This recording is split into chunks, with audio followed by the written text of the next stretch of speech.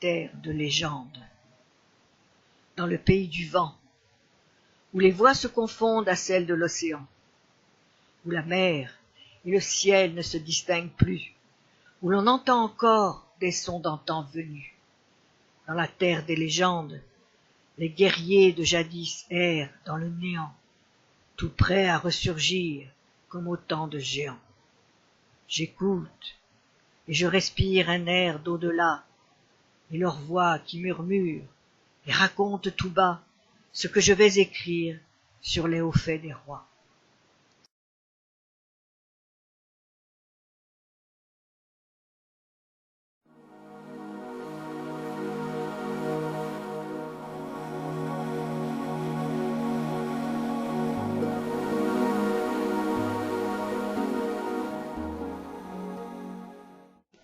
Camlann.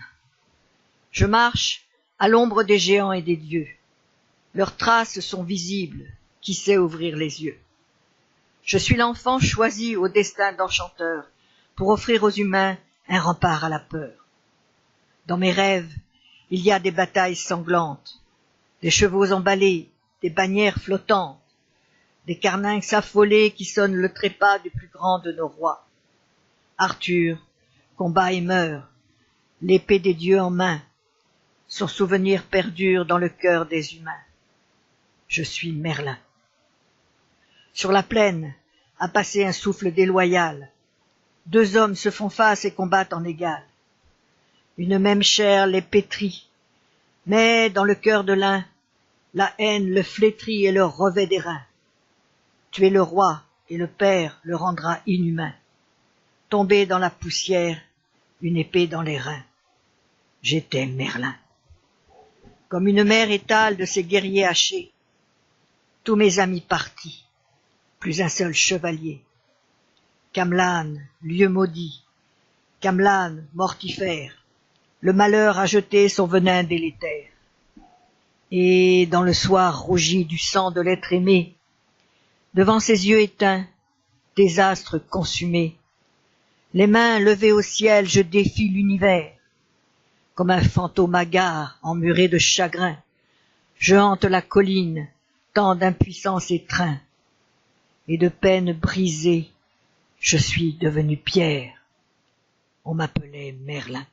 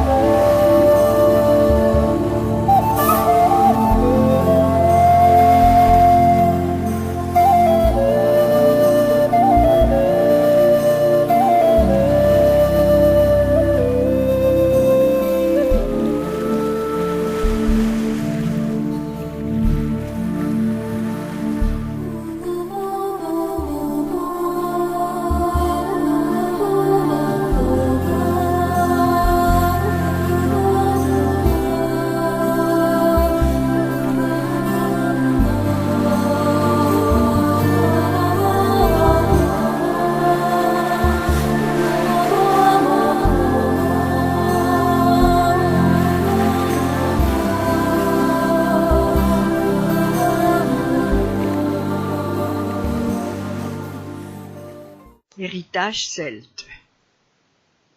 L'héritage de ce peuple aux racines magiques a ancré dans mon cœur d'étranges résonances, des Celtes et de leurs dieux aux anciennes croyances, qui m'ont soufflé savoir des rêves nostalgiques. Ils étaient des guerriers, des rois, des conquérants, qui vivaient au-delà d'un pays de géants. Le métal en leurs mains redevenait vivant, et l'épée légendaire n'avait point de pendant. Ils sont partis, vaincus, s'abriter sous la terre, et demeurent cachés pour les humains qui errent. Le monde a trop changé, car il ne rêve plus, et les dieux courroucés, déçus, n'en veulent plus. Nous sommes quelques-uns à les croiser parfois, à entendre leur voix, aborder leur mystère, à dire leur histoire, vos contes d'autrefois, que personne ne croit, peu soucieux de repères.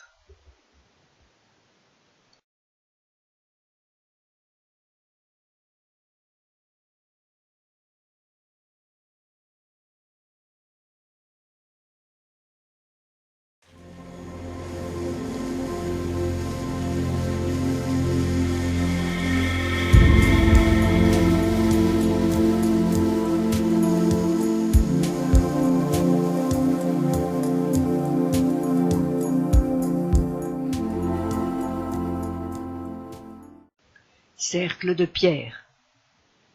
Comme un cercle de pierre d'où sourd une magie.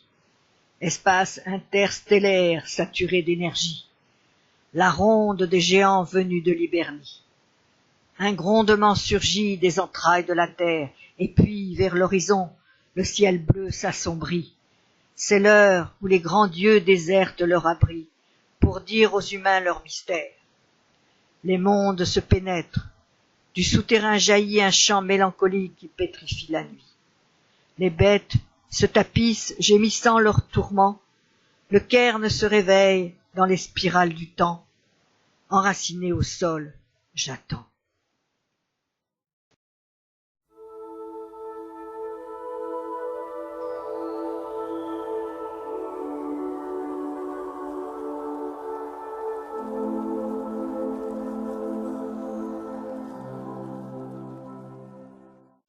Karnak, un endroit encerclé de pierres élancées, enraciné au sol par des milliers d'années.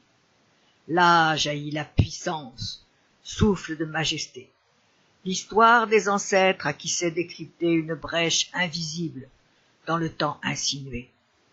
Et les dieux et les rois, un seul soir de l'année, investissent les bois, les champs et les vallées. Ils passent tels des ombres, sans jamais réveiller les humains qui s'endorment dans leur réalité. Ce pays était leur, il n'est plus enchanté. Il est bruit et fureur et matérialité. Au sommet des dolmens, un éclair a chanté. Complainte de la terre blessée et dévastée, révélant tout un peuple qui vit à nos côtés, sans jamais se montrer depuis l'éternité.